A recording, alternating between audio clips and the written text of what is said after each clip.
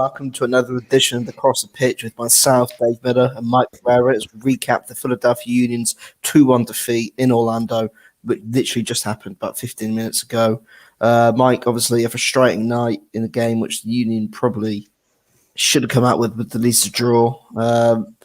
Sort of overall reaction on the game. I wasn't happy, to say the least. I think the worst part about losing is when you lose because you shot yourself in the foot. And I thought they shot themselves in the foot 20, 30 times tonight. It was bad passing, miscommunication, just being too mashed together in the same spot on certain plays. There's just a bunch of everything that I saw across the board. What were your initial thoughts now that the game's over? I mean, I think for probably the first half, it was a lot like the Nashville game where they were very laggy in defence. They kept getting caught out on the break, and Orlando were finding gaps in defence going forward.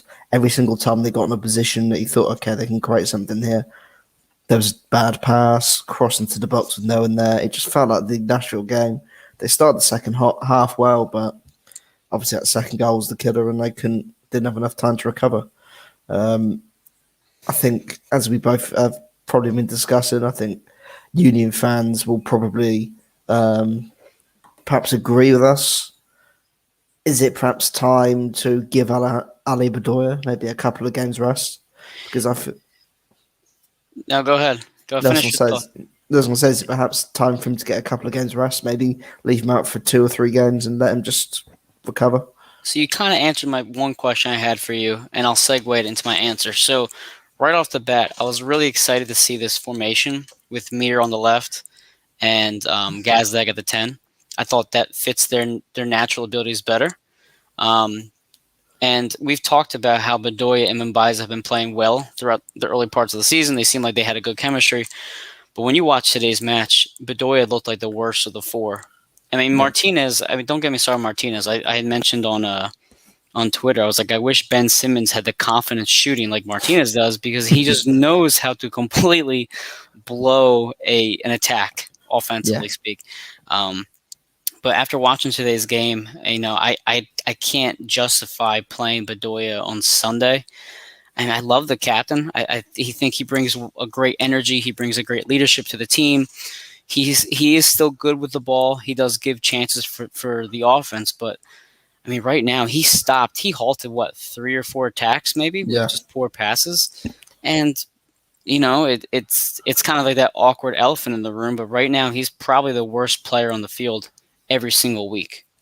I think what do you think with that? The last 2, 3, or 4 games, he's definitely, as you said, probably been one of the worst of players in the pitch. He's struggled perhaps in more forward areas. He's not been as efficient on the ball. But then I know obviously Jim Curtin's done an incredible job, but I think Jim Curtin should be criticised for the way he has managed Alejandro Bedoya this year. You look at it, you look at the season, you look at how obviously the MLS is a lot different to other leagues, but he's a 36-year-old who has played practically every single minute, every single game of the season. Can you name me a 36-year-old in the position that he plays in that can do that week in, week out for an entire 30-odd game season? You can't. I thought the broadcaster said he was 34, but regardless, he's still in his late to mid 30s, and it's you can see it out there. He's gassed, but it's not even so much the conditioning that's a problem. It's his decision making. It's making it so tough to watch sometimes. And I mean, I hate to say it, but Sullivan looks ready. And we've seen Sullivan now twice come in. I believe once was for Bedoya, and I think the second time was the game he started in Chicago. And he wasn't starting for Bedoya. I forget what he was there for. He was on the left, if I remember correctly. No, he just started for Bedoya. Oh, because Bedoya was hurt. You're right. You're right. Yes, I'm sorry. You're right. So he's replaced Bedoya twice. He's made impacts, early on already. And he comes in today. He gave the Union 3 shots at net. Yeah. In 25 minutes? He came in right when the Casper goal went through. Yeah. So he comes on and immediately makes an impact. And he's also, we talked about this, I think, 2 weeks ago. Is Quinn Sullivan a striker? And I think I asked you that question, and we said we're not sure yet. we Yeah, have to see. He comes in for Santos, or he may have came in for Gazdag. I guess he came up at the he top, came and on he played. Santos, yeah, Yeah, and he played well in that role. I mean, what do you absolutely. think from him, and then the other three young guys today? Well, I mean, obviously, as you said, he made a difference in the game. Him and McGlynn, they look the best in the game when him and McGlynn were on the pitch. They both, obviously, McGlynn was on for a short amount of time, but Yeah, obviously Sullivan showed energy, showed pace, he got into good positions to create the chances. And I mean, when McGlynn came on, he looked composed, he looked energised. And I yeah, think that's what the Union have lacked in these last couple of games. Obviously, you've got exciting players, great players like Gazdag and Montero, but they haven't had perhaps that sort of energy in midfield that they've perhaps had earlier in the year. Maybe that's because Flock wasn't in the midfield, or maybe because Bedoya's injury is still lingering with him. That maybe he's battling through the injury, but there just doesn't seem that same intensity that the midfield had perhaps in the earlier weeks of the season. So I have I guess a hypothetical situation for you. So let's say in tonight's match they decide to sit Martinez and put Flock in the six. Do you think that would have provided a different outcome for today? Um, I don't think so. No, because I don't think they were good enough.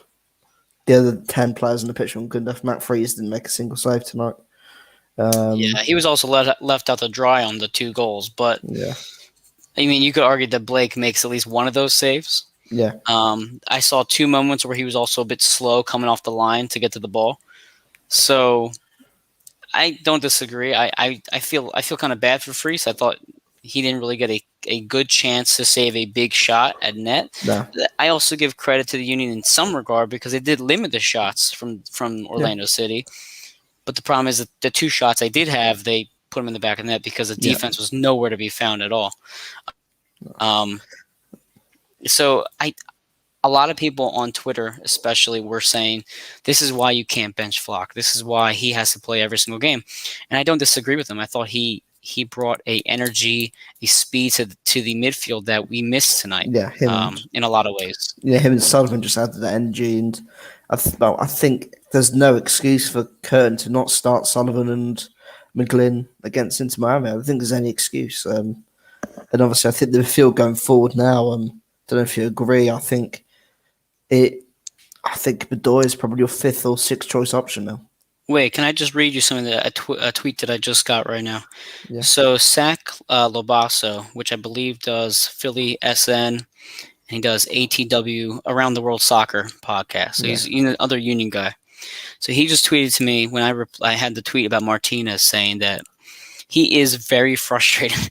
As much as I love Martinez, he does have two or three moments that just kind of make you scratch your head. yeah, I mentioned that his response was, "I've been saying this for so long. His good does not outweigh his bad, and I believe Flock should be starting every match." Essentially saying Martinez should come off the bench. What do you think of that?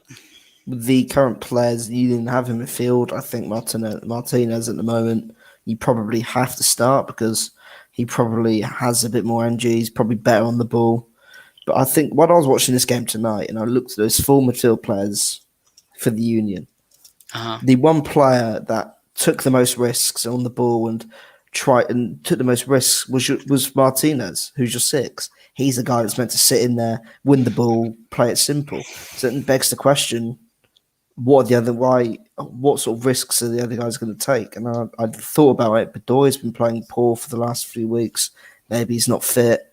He's tired and needs a rest. I think the midfield going forward should be Flock in the six, Martinez and Montero the eight, and Gazdag in the 10.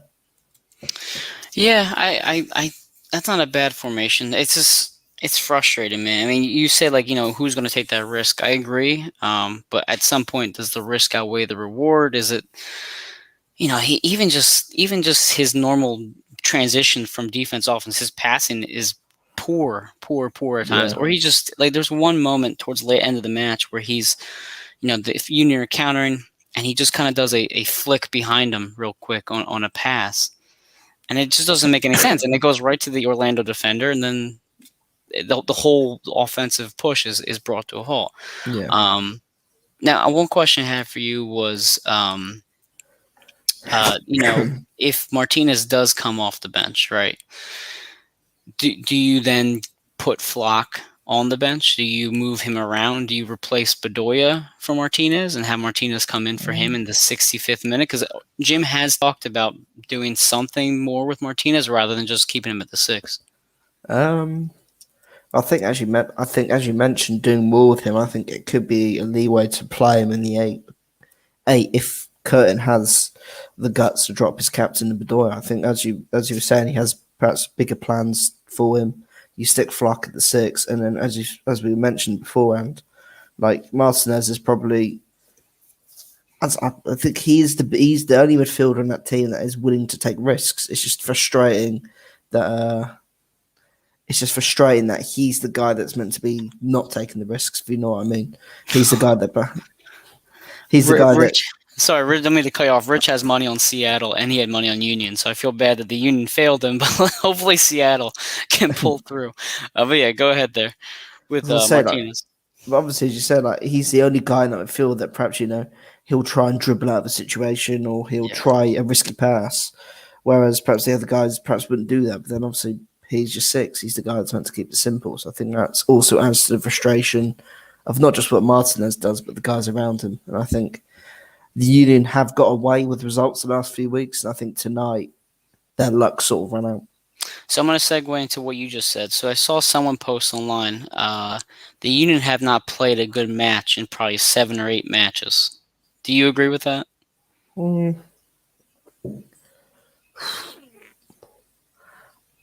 I'm going to disagree because I thought they played well in New York. Yeah, I thought, you know what? I thought they did. I thought they just kind of ran into some bad luck. I thought they played well enough against DC. Yeah. Obviously, they won, but I thought they played fine against DC. I think people want the Portland outcome every single match, which is just not Yeah. realistic. No. And you also have to remember that the Union have been on the road a lot in those Yeah. 7 games. So how much of that plays a factor into it all? It's frustrating. You have the good thing is you have Miami coming up on Sunday. I don't know if you watched. Well, that's this question from Rich. So he's basically said, Mike, if you could put down the screen. Yeah, there you go. I feel like they don't play like the team that they can be. How come? Why do you think the Union have been slightly underachieving these past couple weeks? That's a fair question.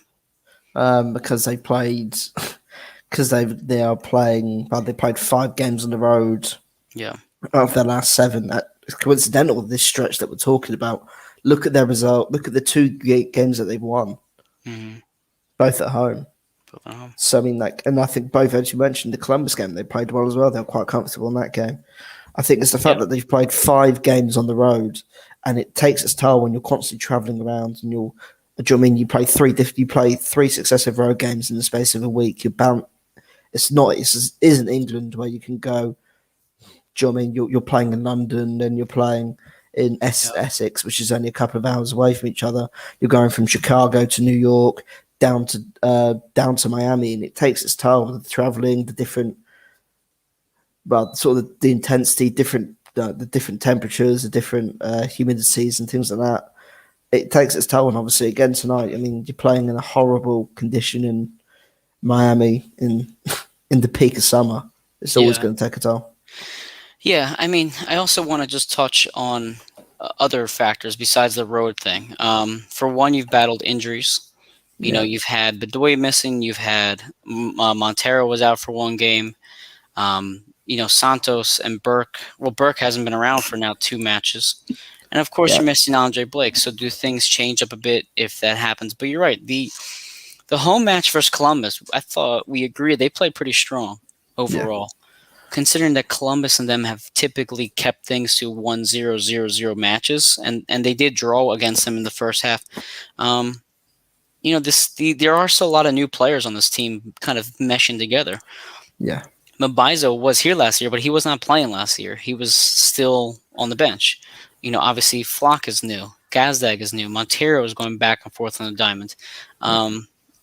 The strongest consistency is Elliott and Glesnes as a pair, but even then, they didn't play a lot last year together. No. They were back and forth with McKenzie. So it might be a bit of unfamiliarity at times. And Jim has also put out some weird lineups. He had Gazdag on the 8 3 weeks ago when they lost Yeah. against Nashville, and we both agreed that was a bad idea.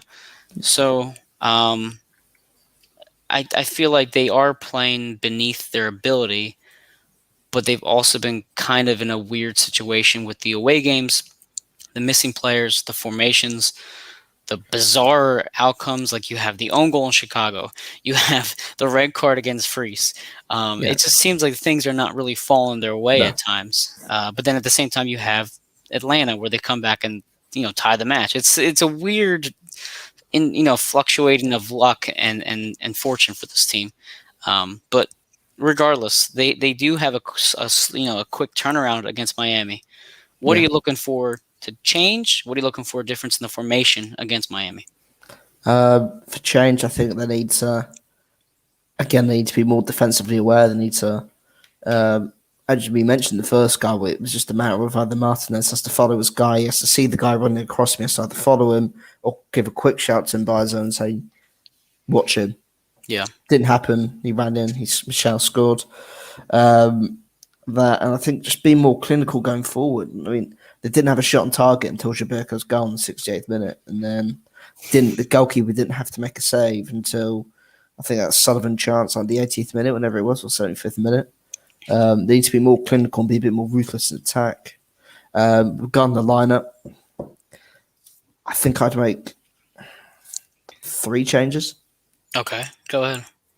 I'll keep the back 5 as it is. I mean, obviously, we are saying they need to be more defensively aware, but I don't think you can probably change too much there.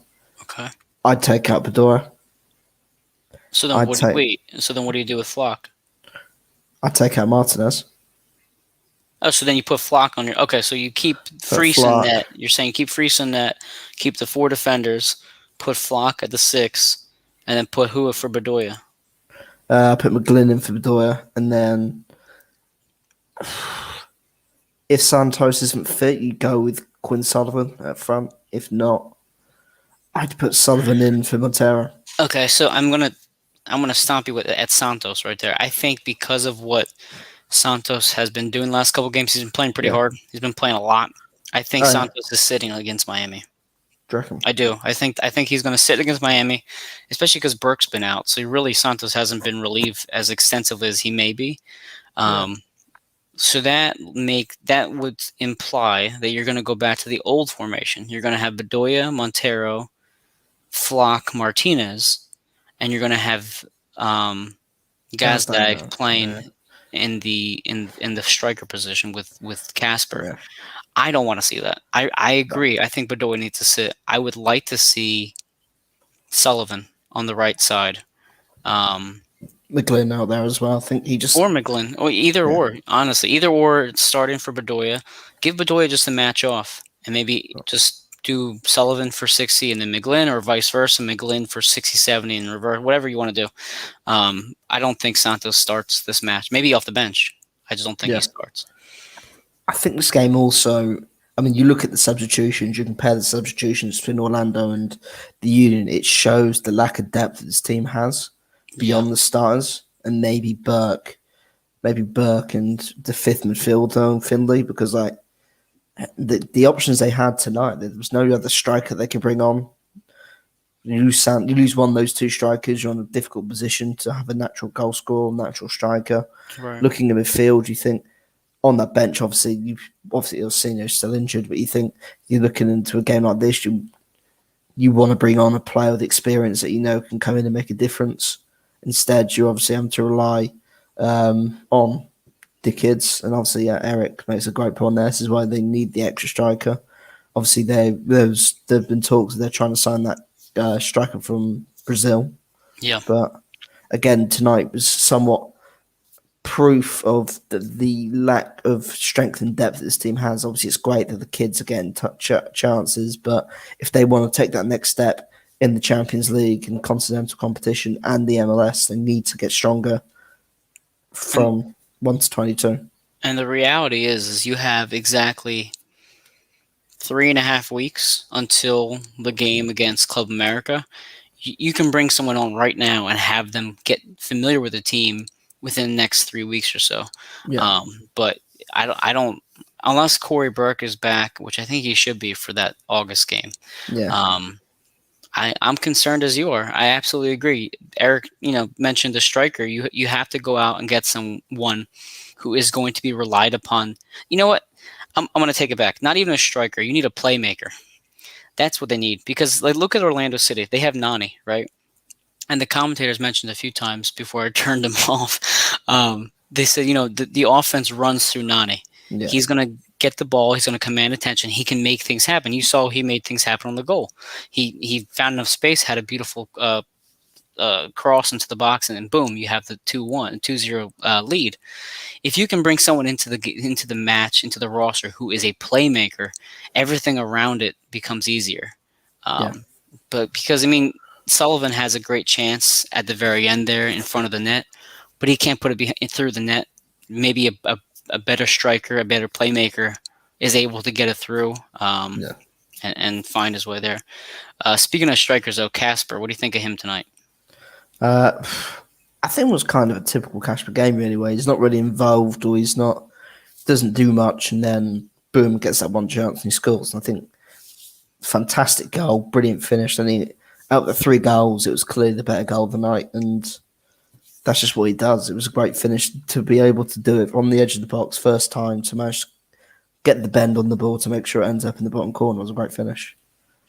Yeah, I saw people online saying, Casper's having a bad match. He's not able to do anything, X, Y, and Z. I'm thinking, if you give him the ball at the right chance, he will score. And Yeah. Mbaizo had a very nice, even though he wasn't playing that great tonight, and I thought he played okay overall.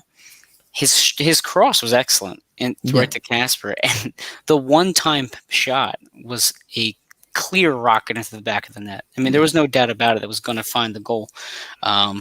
So It was you a great can't. finish. It was a great finish. So you can bash on Casper all you want, but if you watch him off the ball, he is playing defense at times. He does, he does pressure when he can, and when he gets a chance in net, he more often than not puts it on net, and that's what you Yeah. want from your striker. You want to create those chances on a consistent basis, and if he's going to score one after having a quiet night like that, then I'll take it every single week. Yeah. That is perfectly fine with me. I don't need him to be a miracle worker. I just need him to put a goal for us.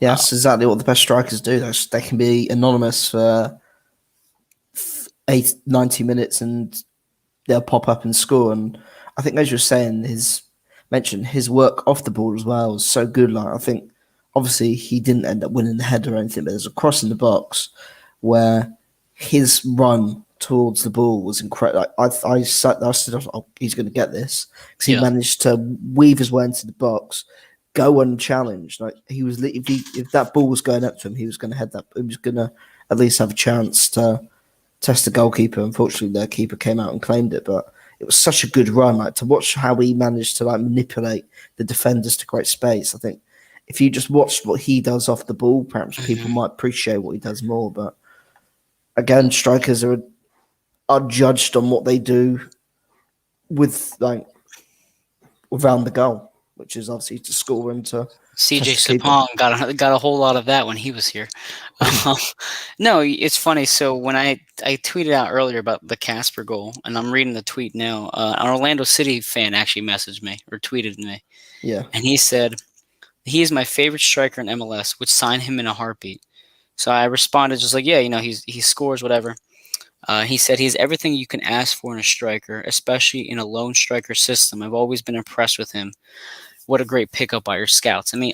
Other teams respect him, and he does, like you said, he does what a striker does. He may be quiet for 95 minutes, but at the very end, he's going to put one in stoppage time and win the game. So, I can't complain too much. I would say if you're going to put out a lineup every single week, I don't want Casper on the bench. I'd rather have him start than on the bench. You saw him on the bench against Chicago, and then what does he do? He comes in and scores, but I don't want to see him sitting down for more than, I guess 10, 15 minutes at the end of the game. Yeah. But any other thoughts you can have? I know we're going to do just a short post game show. Any other thoughts you have on the match for Miami, anything like that? Obviously, again, looking at the match, I mean, obviously they lost, and I mean, bit doom and gloom. But I think the way that they ended the game, I think that they can take positives out of it, and they can perhaps use it to perhaps fire them up for this Inter Miami game. They entered the game dominant on top. They were creating chances. Obviously, they couldn't put the ball in the back of the net, but I don't know. You think maybe that although it's a frustrating defeat, they can not only use the defeat to spur them on, but they can also look at the positives of the fact that when obviously towards the end of the game, when we were short on legs, we didn't perhaps have we had to take out key starters. We had to put in teenagers, kids essentially. Yeah. We still managed to end on top. We still managed to create chances, and it was those kids that probably had the Union's best chances to get back in the game. So perhaps, I completely agree with you. I wouldn't say it's a moral loss because you still like. I saw one guy, and he's like a more prominent Union uh, reporter. He's like, they played really well tonight. I'm like, what match were you watching? Because I don't think they played really well. I thought they played yeah, okay at times. I thought okay is a better description, but the last 15 minutes, you saw what you expected to see from the Union. yeah, Um, and it's a shame they couldn't carry that for 90 minutes. But I would say it's a moral ending, a moral victory towards the end. They definitely now have something to build on when they go to Miami. Um, yeah, so like I mentioned earlier, Miami just got completely embarrassed by the Revolution the other day. They yeah. gave up 4 goals in the first 45 minutes, and they had 1 goal in the stoppage time. And then it was basically 4-0 for the entire second half, and then there was a fifth goal was just kind of a icing on the cake in the 83rd minute. But Miami looks bad. I mean, they look bad. Um, they Yeah. have 9 goals, I think, so far this year. With the In team they've got, yeah, with the team they've got, I mean, they don't. They just you can visibly see they don't give a shit, to put it bluntly. oh yeah, And if you remember from the beginning of the season, Inter Miami stole one in Philly, yeah. in front of the home crowd. So I know there's some revenge. I know the Union are leaving Orlando with some, a bad taste in their mouth. I would assume they go down to Miami and they pull off maybe a 2-0 win. What's your prediction Um, so far for them? I think it's a difficult game to predict because obviously with both teams coming off a loss now, it's gonna. I mean, obviously, no. I mean, when you've come off a 5-0 defeat, or when you come off a heavy defeat, that maybe perhaps puts you at your most dangerous because essentially at that point you've got nothing to do. Well, you've got everything to sort of prove, but nothing to lose. You're down low. Yeah. So I mean, it makes Miami dangerous. I think it'll be a game the Union will have to be very cautious about, but also they need to be clinical. They need to be clinical. They need to take the chances. They need to be ruthless. They need to create chances, test the keeper early. It's not like Inter Miami and Mugs either. You look at some of the players they got, like Blaise Matuidi's a World Cup winner. Higuain was one of the best strikers in the world. He's still a very good striker at his level. Got players Mhm. like Rodolfo Pizarro and uh, They have uh, playmakers, yeah, yeah, for sure. So I'm looking at the standings right now. So New England's at 30 points, which I don't even know how, but they are. They keep scoring goals. Um, Orlando jumped us, and Nashville they're at 25, and then Philly and Nashville are tied at 23, with Philly being in third place because they have more wins, and then Montreal at 22. So yeah. Orlando plays Jack Elliott's on the stand right now. I can't even hear what they're saying. Actually, I'm gonna put my one headphone in so I can maybe hear the last part of it. I can't screen record on this. I don't know why. Just a All right. completely different aside here, unrelated to the the post game match. But anyway, so Orlando plays NYCFC in Yankee Stadium, which is good because that's most likely a draw, if not a loss, for them, which is Yeah, excellent. If Philly wins, they go up to 26 points. Let's say Orlando draws. Now you're both tied at 26 points. Nashville is playing Montreal. yeah. No, I'm sorry. I'm sorry. Nashville's playing Cincinnati in Nashville. So I'm assuming No, that's going to be a win. it should be a win. Yeah, So by Sunday night, if everything falls exactly how I'm predicting it, it should be 26 points for Orlando, Philly, and Nashville. yeah. So I can it's say yeah. this is where having a point tonight would have made a huge difference because now you're a little Yeah. bit you have a chance to actually keep that second position by the time Sunday night ends. But now you're kind of like, I have to get a win now. Yeah, You can't come home after Miami with a draw, not with how bad they're playing right now. yeah, they have to take advantage. They have to continue to put the killer sort of continue with the killer blow and need to win. I mean, obviously, if they do it or not is a different question. I don't think it was the last time the Union won a road game. It feels like young ages ago. They tied against Chicago, tied against Atlanta. They Uh, beat D- Chicago. DC United in May, DC United. Yeah, they've two okay. months. They've had a lot of draws recently. Yeah, Um, which I mean, when you play a lot on the road, that's not exactly a bad thing. no. Um, I think but what's really hurt them is their early season form at home. yeah, I Union. know If they didn't lose those two, or they lose, yeah.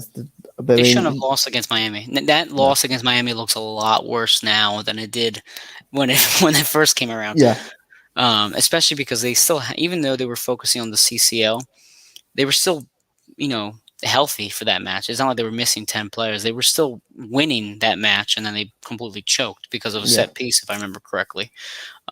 So it was frustrating. But we have the game on Sunday is at 7:30 p.m. It looks like it's probably going to be on PHL 17, ESPN Plus. I think we'll have the game for people from outside of the Philly region. Dave, I guess you'll find it on your betting app because you're Possibly. Yeah. from across the entire globe. But anything else you can kind of touch on before we end this short show today? Um, Nothing really too much. Probably just like no, not really. I think we've covered everything. Really, it was a frustrating game Yeah. for the most part. But I think as soon as they got the goal, I don't know if you felt the same. It was sort of like I felt confident they were going to they were going to get a second. I don't know if you felt the same way. I felt the same. I felt when I tweeted at the second half as it started because, and one of the commentators I mentioned in the first half, the Union looked pretty rough for a good stretch of the first half, but then between the 35th minute or so, they did kind of piece things together a bit, and then they Yeah, started out the second half actually with some possession, even though they were giving the ball away, but they still were able to get possession again and again and again. So they did look better the second half. I thought they were going to easily score at least one goal. I yeah, thought they were just kind of shooting themselves in the foot from scoring. They did score that one goal, but I agree with you. I thought they looked confident again, even though they should not have. Most teams will look defeated. They stepped up and they at yeah, least went down swinging. So exactly. And then obviously looking to Miami, I think for me, I think Jim Curtin's going to make changes. I mean, obviously it's a short turnover as well. I mean, you literally got you got 2 days of rest. Well, they'll probably be preparing for the game. You haven't got much time to sort of recover. I think he's got. I mean, obviously, you don't want to look at Inter Miami downplay the opponent, but I think having seen what they brought McGlynn and Sullivan brought you in the later stages, I think it's hard to not start them. I mean, it's not like they did poorly. I mean, you saw Martinez out for 3 games. You saw Flock in his position, and you saw McGlynn 3 straight games. He was inches away from scoring against Chicago, and now you think, I trust McGlynn more. Sullivan Yeah, obviously played well in his brief time. So you don't want to say, oh well, we're playing Miami, let's just put in a bunch of teenagers and hope we win. yeah, But I think these teenagers are playing good enough to make an impact. At least if you put 2 of them in, you don't have to put yeah. all 3. Just put 2 of them in. You Um, put the two that you've shown trust and which is obviously Sullivan and um, which is obviously Sullivan and McGlynn. yeah, And hopefully Paxton's chance will come, but he hasn't had um, enough time. It's hasn't had enough unfortunate. time. And at the No. moment, he's sort of living in the shadows of what his brother did, and with the expectations of what his brother did. And I think everyone's holding him to the same standard, which, in a sense, could be a bit dangerous to his confidence. Because if he doesn't come out all guns blazing, a lot of fans probably could turn on him early and be like, "Oh, he's nowhere near his brother. He's not good enough." I think that's Yeah. a message now is for Union fans to let Paxton Harrison become his own player. Obviously, Jim said it in press conferences. Let him grow, let him become his own player, and don't compare him to his brother because they're two completely different people.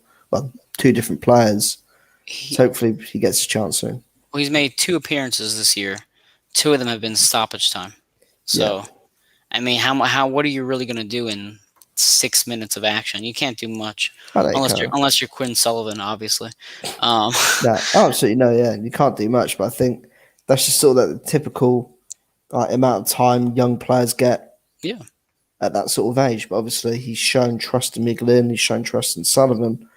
It's not like they're just kids that have just come through the academy and they're just there to make up the numbers. right, Curtin's shown that they are players that he can trust.